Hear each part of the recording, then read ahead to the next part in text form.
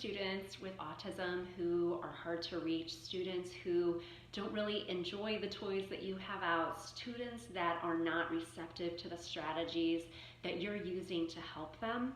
I often felt that way when I was first starting out in the field. I was working with students who did not come and sit at the table, did not like to play with the items that I had, and I really felt stuck and I felt frustrated. And I didn't have a lot of kids like that, but those kids were really taking up a lot of my thoughts. How do I reach this student? This student won't even sit at the table. How do I help them develop a way to communicate with the world? This seems impossible. There's so much to work on.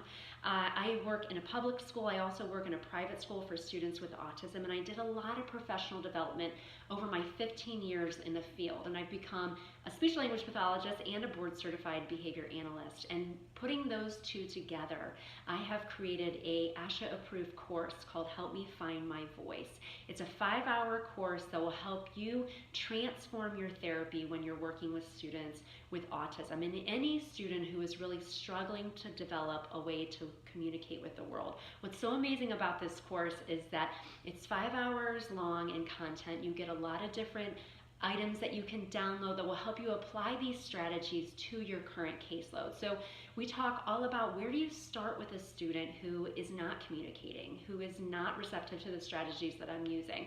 What do I do with that? Where do I go from? Starting with that student, they're not sitting at the table. What do we do about that? We talk about different problem behavior. Why does different problem behavior occur, and what can we do in therapy to work with that problem behavior and turn that into more functional communication? Where do we start with communication? There's so many different ideas and so many different theories out there, but I'm going to tell you about how to use information that the student really loves and enjoys to help them understand that their communication is powerful and that they can communicate with the world. I have so many different success stories and different examples that I'd love to share with you, and I hope that you join us in the course. What's another thing that's so cool about the course is that I'm here to be your coach and your mentor. I have a private Facebook group that you get access to when you sign up for the course, and through that private Facebook group, I come in monthly and I do Facebook Lives and I answer any questions that people have.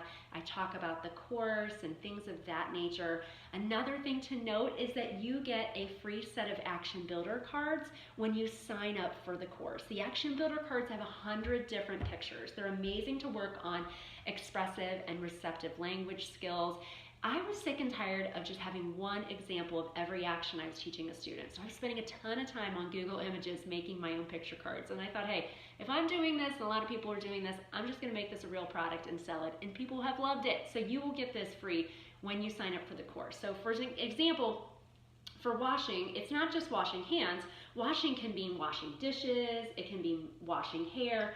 All these different things mean washing, and that's how we help our students bridge the gap from what they're learning in therapy to what they're learning in the natural environment. So I hope that you'll join me for this 5-hour ASHA-approved course called Help Me Find My Voice.